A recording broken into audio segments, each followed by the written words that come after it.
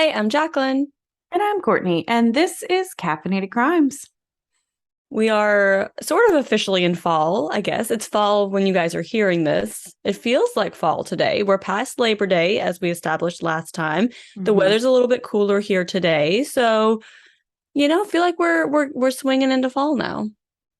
Yeah, Kevin was saying Friday because it was like a little cooler, like low 80s, and he was like, I feel Yeah. like it's about to like just drop really cold. And I was like, I feel like this is like the 80s, and then we're about to jump back up into the 90s for a few weeks. Yeah, I feel like that's always So you get that like false fall, and then it's like, whoop, nope, we are back to summer. And then you're back to sweating. You're just gonna yeah. sweat. Because we're talking about that too, because we haven't sat on our porch much. And I was like, Kevin, I tried to one morning and I lasted 5 minutes. I Yeah. I sweltered, like especially in the mornings because the sun hits there. And Right there, yeah. I died. I couldn't, and there's bees, and I'm like, I can't. I'm gonna have to wait till fall till the bees go night-night and it's not as hot. Yeah, I was very much looking forward to watching football on our back deck today, but it's supposed to storm all afternoon. So, That you probably won't know, happen. I mean, you could, yeah, but I don't think it'd be enjoyable. probably not the best idea.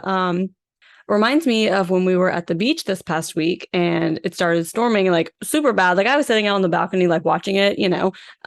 But then these two guys went out and started surfing in it. And I'm like, that does not seem very smart. Like thunder, lightning, and they're in the middle of the ocean. I'm like, Yeah. and like the waves were like super high, which is obviously like why they went out there because, it's hard to surf in the Atlantic Ocean. But I'm like, that does not seem like a good idea, friend.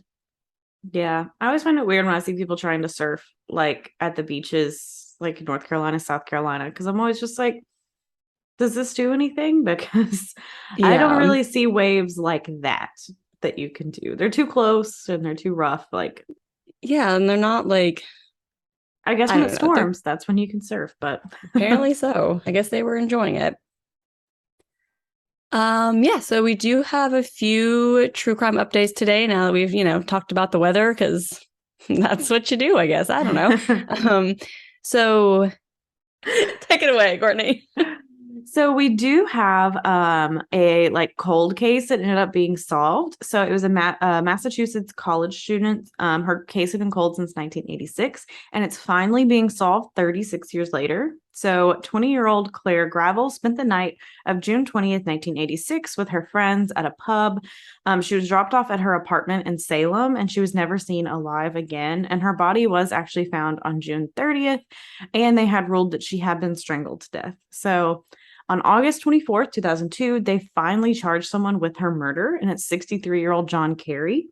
So they basically had physical evidence, and with emerging forensic testing, they were able to actually get, like, I think a DNA match or some other kind of match to prove it was him. So that family is finally getting some justice.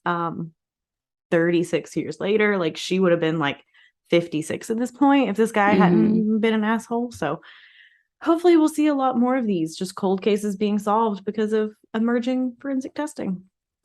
Yeah, like it's so crazy to think about how many unsolved murders like we might be able to solve now with the evidence that we have today, as long as it was preserved, you know, effectively then, but also coming up with the funding to solve these cold cases when we know that, funding for current rape cases is a struggle and, stuff like Mm-hmm. that. So hopefully that's something that more time and money and effort can be put into in the future.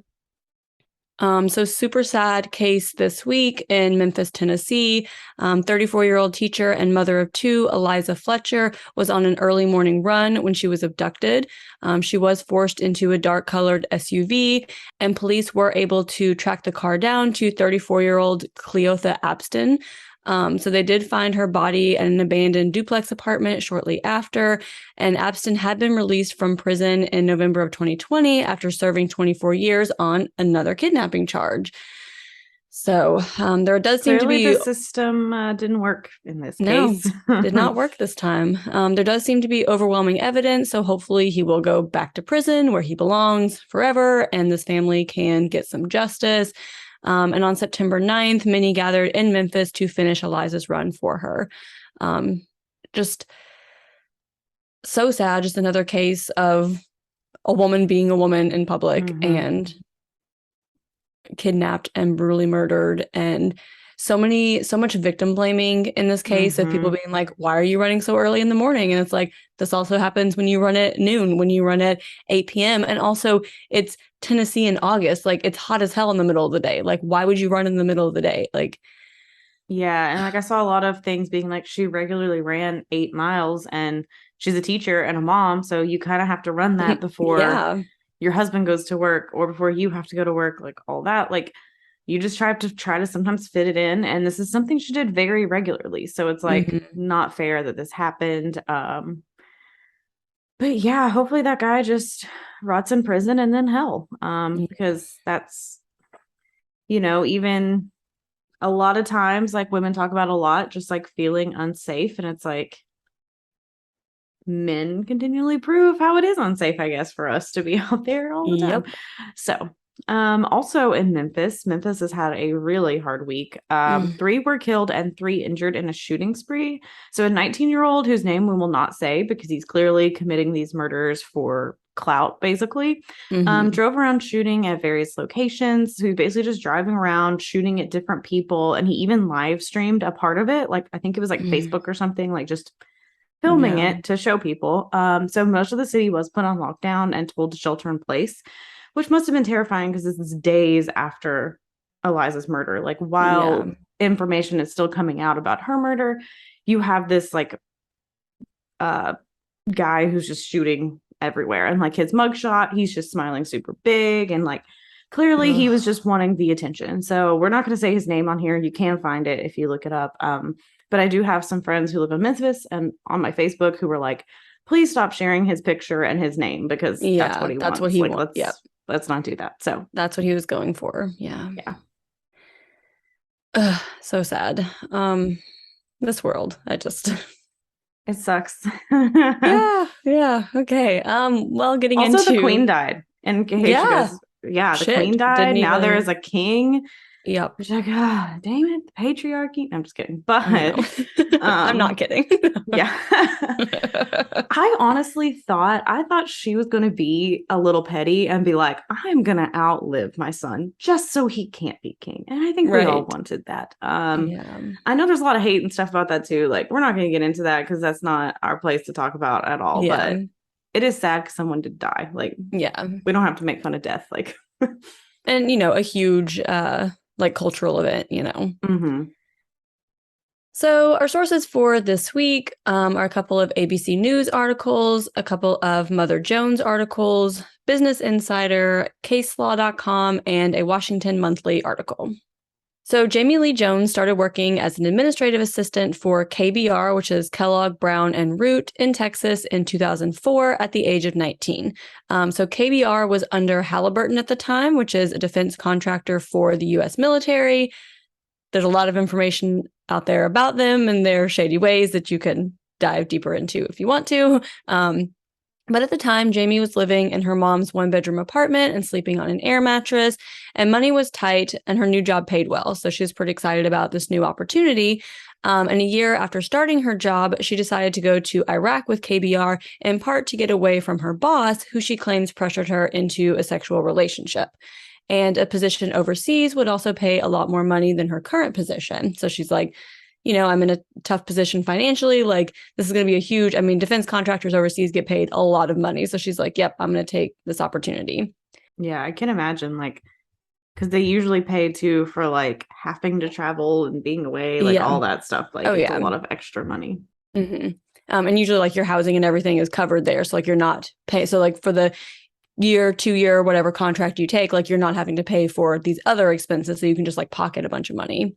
And I mean, you're going overseas to a place that you probably can't really go that many places either. So you're just going to naturally be saving money. True. Yeah. You don't really have a lot of places to go blow your money out there. So her job assignment placed her at the United States Army's Central Command Area of Operations, which was located in the Green Zone in Iraq. So the Green Zone was the center of the Coalition Provisional Authority after the Iraqi invasion, and she would live on the base Camp Hope, and she requested private housing with only females, but she was assigned to live in the company barracks along with other defense contractors who were mostly male. And immediately upon arrival, Jamie was harassed by other men living in the barracks who like just came out wearing only underwear. And she's like, clearly this is why I requested to live with only females, but this is what I get. Personally, I live with a man, and if I did not love that man with my whole entire being, I would not want to live with him. Right? If there was not some kind of like, even if it was like a platonic love or a romantic love or something, if it was just a random man, I'd be like, no, I don't want to do this. No. So July 28th, 2005 was Jamie's 4th day on the job in Baghdad. So she was standing outside the barracks where she lived when one of the male Halliburton firefighters invited her to a party with some other coworkers. So once they were there, he offered her a drink and he joked that she shouldn't worry because he saved all of his roofies for Dubai, which is a weird joke when you give someone a drink. And after a few sips, Jamie's memory is blank. So she remembers waking up in her room the next morning, naked, bruised, and bleeding. She couldn't remember what had happened to her, but based on her injuries, she assumed she had been raped. So firefighter Charles Bortz was still in her bed at the time, and Jamie reported the incident to a KBR operations coordinator and was sent to a combat army support hospital for a rape kit. So Charles claimed that they had consensual sex. Jamie said that her rape kit showed evidence of both vaginal and anal rape by multiple perpetrators.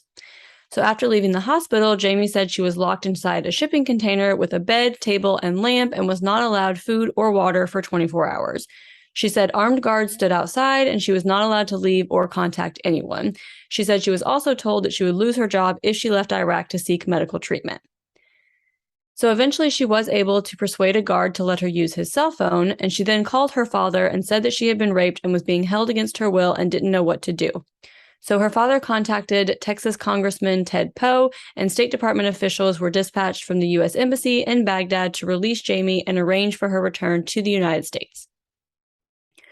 So after arriving home, Jamie filed a complaint with the Equal Employment Opportunity Commission, and they conducted an investigation and determined that she had been sexually assaulted by one or more KBR employees. Physical trauma was apparent, and KBR/Halliburton's investigation had been inadequate. So then Jamie's case became more complicated. So Jamie's employment contract with KBR stated, "You agree you will be bound by and accept as a condition of your employment the terms of the Halliburton Dispute Resolution Program, which are herein incorporated by reference. You understand that the Dispute Resolution Program requires as its last step that any and all claims that you might have against employer related to your employment, including your termination and any and all personal injury claims arising in the workplace you have against other parent or affiliate of employer, must be submitted to binding arbitration instead of to the court system. Dispute means all legal and equitable claims, demands, and controversies of whatever nature or kind, whether in contract, tort, or under statute or regulation or some other law between persons bound by the plan or by an agreement to resolve disputes under the plan, including but not limited to any matter with respect to any personal injury allegedly incurred in or about a company workplace." So I know that was a mouthful and a lot of legalese. That was definitely by a lawyer. A lawyer yes. And only lawyers understand what that says. Exactly, which is why I wanted to put it in here like word for word. Like this is the contract that she signed. And this clause meant that Jamie was not allowed to sue KBR or Halliburton, even in the case of sexual assault. So this employee contract states anything that happens to you under employment has to go through our arbitration clause, which is wild. Yeah, like not great. Like you're not allowed to use a public courtroom for anything. Which feels like it should just be very illegal. Yep. So using private arbitration also meant that KBR would be the one to hire the arbitrators, which obviously means that they're going to be much likely to rule in KBR's favor because like they're the ones paying your paycheck and you want them to hire you again in the future. So this is just so absurd. Also, it's very like big corporate. Like, oh yeah, for sure. Also, arbitration rulings cannot be appealed. So if you have anything in the court system, there's always the chance to appeal it. But going through this arbitration, when it's done, it's done. There's no way to appeal it.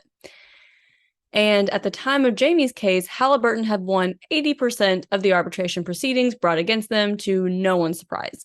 I know, it was like so shocking. Yeah.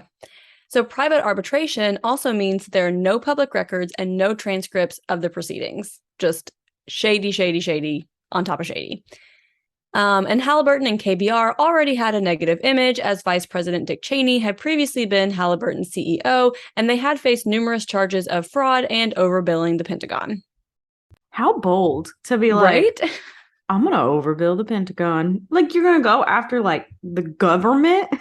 I mean, the government gives you enough tax breaks. Now you're going to try and get more money? Like, geez, you're already man. getting so much money, but okay.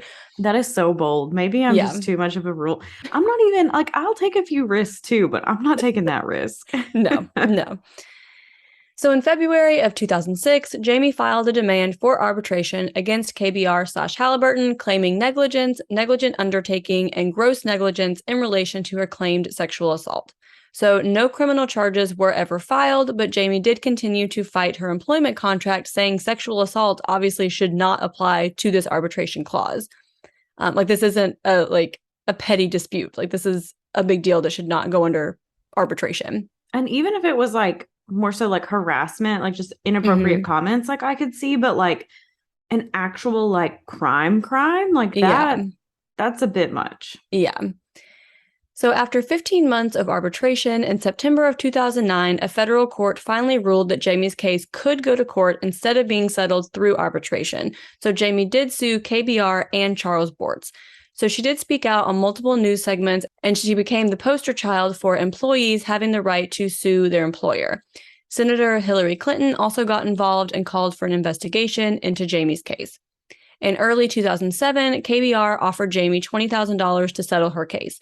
Her attorney at the time did urge her to accept, but she declined and hired a new attorney. Also in 2007, Jamie started writing a book, which she had copyrighted, titled Deserted, Raped at War, and the War of Rape. She also sold the rights to her story even before her first public interview and started working with screenwriters on a docudrama. So KBR asked the Supreme Court to overturn the appeal court's decision and send Jones back to arbitration. So they claimed that Jamie sensationalized her allegations against the KBR defendants in the media, before the courts, and before Congress. They claimed that much of her story was fabricated, and they said in a footnote, many, if not all, of her allegations against the KBR defendants are demonstrably false. The KBR defendants intend to vigorously contest Jones's allegations and show that her claims against the KBR defendants are factually and legally untenable. In January of 2008, the rape case against Charles Bortz went to a grand jury in Florida, but no charges were filed due to a lack of evidence. And in April 2008, the Congressional Victims' Right Caucus recognized Jones with an award for raising awareness of the sexual assault of American contractors abroad. And in October of 2009, Jamie testified before Congress in support of the Franken Amendment. So she stated that she didn't understand the specifics of the arbitration clause when she signed it, because as Jaclyn read it, I don't think any of us fully understood it. No. And I also think when you sign that stuff, like, you're not thinking like, yeah, I'm going to get sexually assaulted on my job when I requested an all-female barracks. Like, you're not thinking that's going to happen too. I feel like, And also, like, not to excuse not reading a contract, but how many of y'all are reading an employment contract word for word that's like to the point where you think, like Courtney said, like, you would think that would be illegal. Like, you wouldn't even think that would be something that could be possible. And if you're not a lawyer who is like reading it through the legal eye of like understanding what everything means, you're not going to understand that that's what that's saying. And you think that your employer is going to protect you no matter what. So it's like, yeah, you don't think like, and like she says, she has no idea that sexual assaults were included in this clause either. Because it's like, exactly. Okay, yeah, I have a dispute with my boss. Maybe we have to go to arbitration, not I'm getting raped and now I have to like go through this. Exactly. So the Franken Amendment passed, which means that contractors with the Pentagon are now prohibited from having employee contracts that require sexual assault allegations to be handled via arbitration. So KBR eventually withdrew their petition because of the Franken Amendment. So Jamie's lawsuit with KBR finally went to trial in June of 2011, 6 years after the assault. So Charles Bortz countersued and said their sex was consensual. So Jamie's attorney, Todd Kelly, said his office had received reports from about 40 women who reported being sexually assaulted while working for KBR. So this is showing Jamie's case is not the only one. And Jamie's lawsuit said that KBR encouraged a boys will be boys atmosphere that contributed to many sexual assaults. Many of Jamie's supporters became suspicious of her story following the evidence presented at the trial. So, in multiple news segments, Jamie claimed her rape kit had been lost, but it was documented to have been given to KBR security and then sent to the FBI lab at Quantico for processing.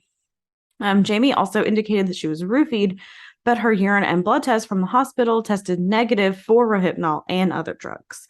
I'm not sure, but I know Rohypnol leaves your system very quickly, though. So I don't know how much later these tests were taken, if it would have been out of her system at that point. Yeah, exactly. I mean, this was like the next day. So who knows how long it could have taken to go through your system. And also, who knows exactly what drugs you tested for. I mean, we see that a lot. I'm not going to lie. In Law and Order SVU, you see that a lot where they're only testing for like these big major ones. But I mean, especially being overseas, you could have something that's like not as commonly used that maybe you use that your drug testing is not testing for, or something else that goes through your system so quickly that it's not going to be there by the time you do testing. Yeah. So Jamie's attorneys argued that the samples were not processed correctly and that not all drugs were tested for. So Jamie claimed that several men raped her, but DNA was only found from one man, Charles Bortz, who claimed they had consensual sex. The rape kit also did not show proof of anal penetration, as Jamie had previously claimed. Multiple witnesses testified that Charles and Jamie were drinking and flirting before going back to her barracks room. Of course, this doesn't even imply that what happened like behind closed doors was consensual. Like, she could have been flirting with him all night. Does not mean that like that was consensual sex. Exactly. And Jamie's claim of imprisonment in the shipping container didn't come up until 2 years after the original complaint, after she hired a new attorney. She said this was retaliation by KBR for reporting the rape. KBR says Jamie was placed in a secure location before going home, and this was supported by an investigation by the Equal Employment Opportunity Commission in 2006. So the judge did throw out the false imprisonment claim, saying like it wasn't included in her original complaint, so they just kind of threw that portion out. So Jamie's civil lawsuit states that she was beaten so severely that her breast implants ruptured and she had to have reconstructive surgery. The doctor who performed her rape kit examination testified that her breast implants were intact. And her first surgeon, who was also called to testify, said that he told Jamie in September of 2005 that her breast implants had not been ruptured. However, evidence was presented that Jamie did have to have surgery to fix her breast implants, but supposedly for another reason. Which I know with those, like you do have to get them updated every they do have to be replaced replaced. That's a better word, not updated, but like a software update. You got to make sure you're running the most recent iOS. Yeah. So Jamie has filed disability claims for trauma related to the rape and said that she can't work, sleep, or leave the house. But KBR's attorneys pointed out the fact that since the incident, Jamie has gotten married, had 2 children, completed 3 college degrees, worked as a teacher and a college professor, and testified before Congress. They claimed these are not the achievements of someone who's been traumatized, which how do you quantify that?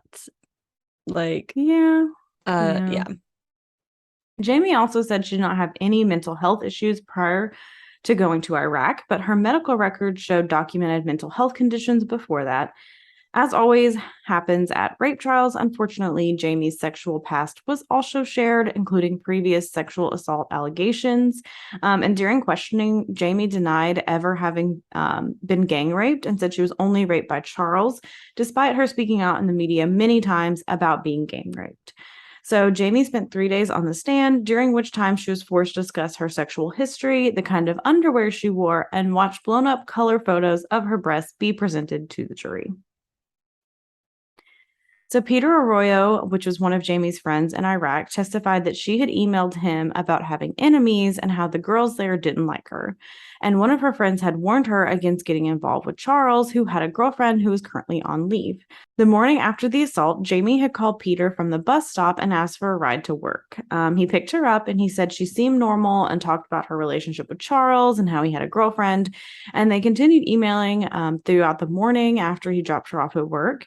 Then Jamie asked Peter if they could talk. So other coworkers testified that Jamie seemed normal at work that morning until she got a phone call, then said she didn't feel well and needed to leave.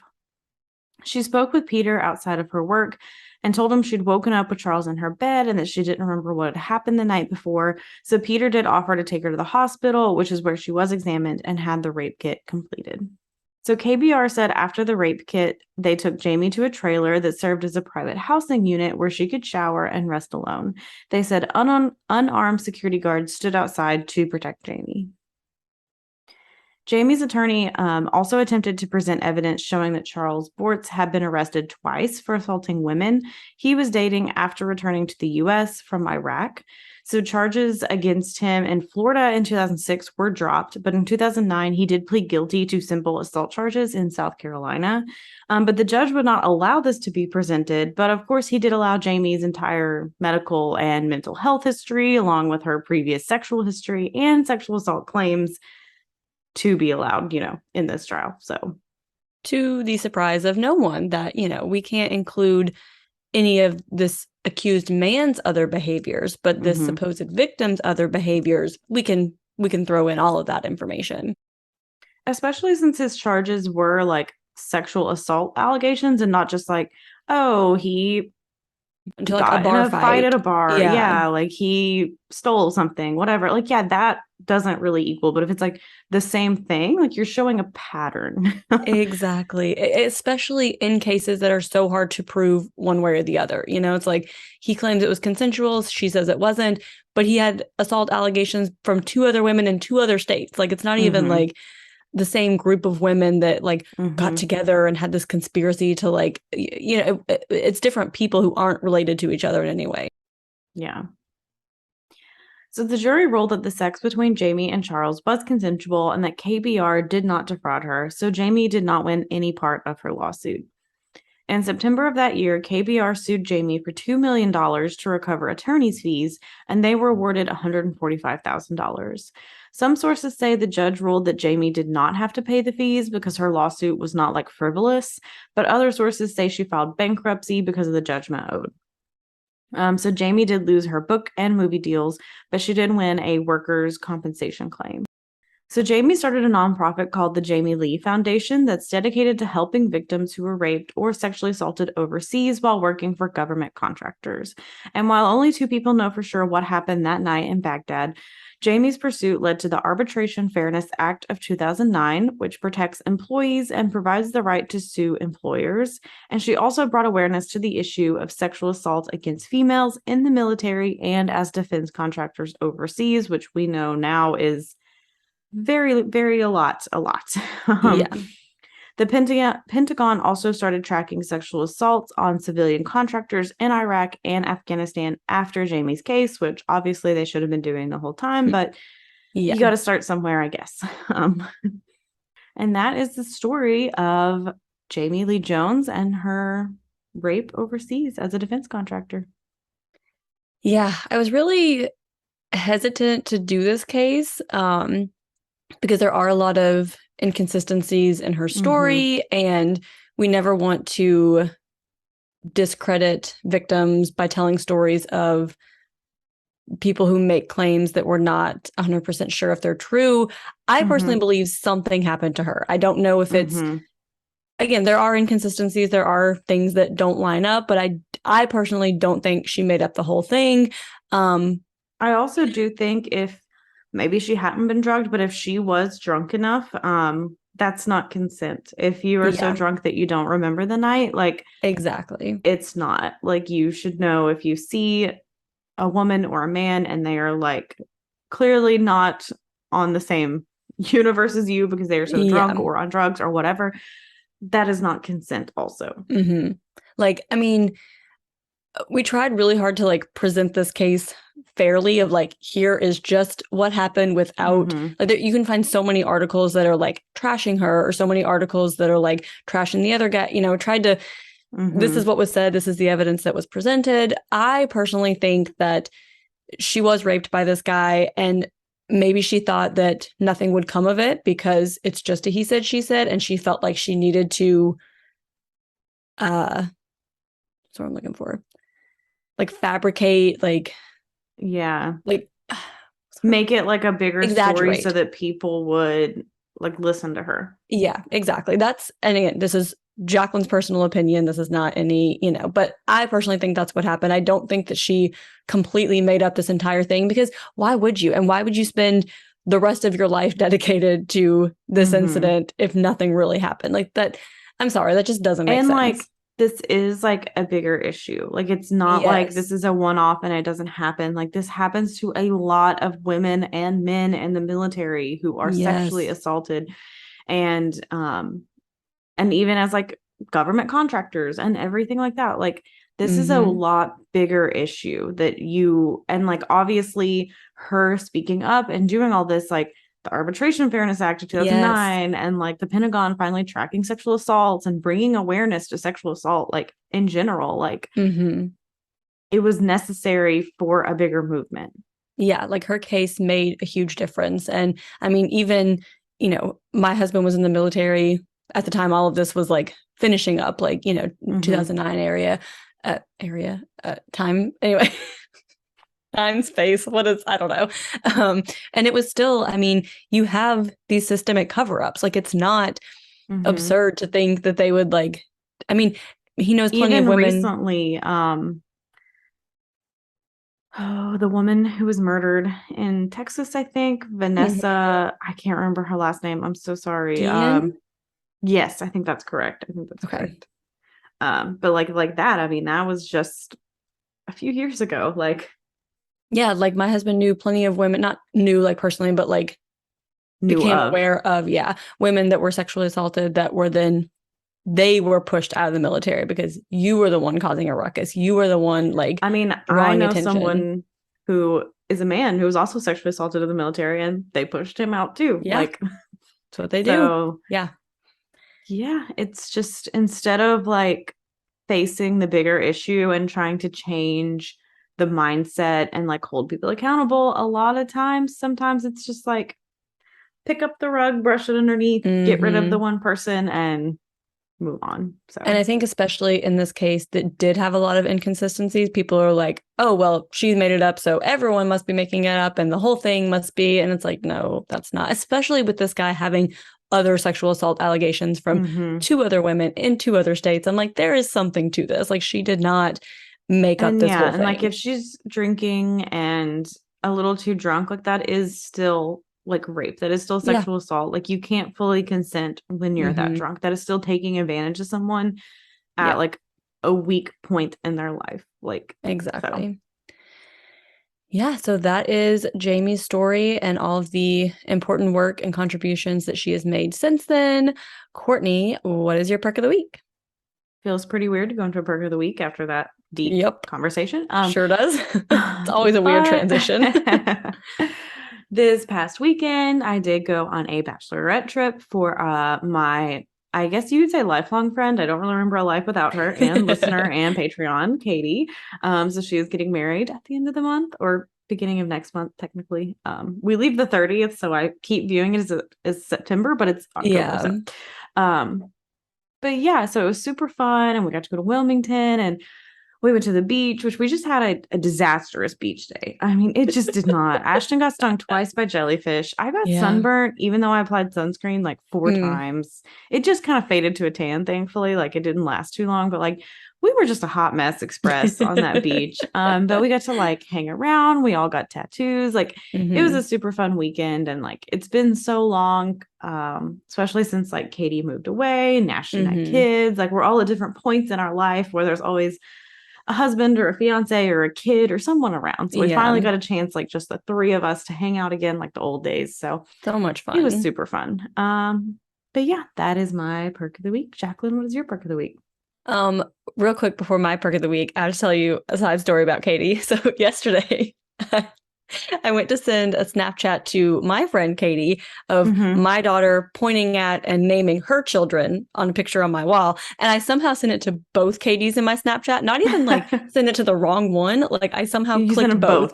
And I don't know how that happened. And I was like, so to your Katie, I was like, I'm so sorry. I did not mean to send you that Snapchat of my child talking about someone else's children. She's probably like, what is this? She's like, okay, oddly specific. Yeah, like, okay, cool. Thanks for sharing, I guess.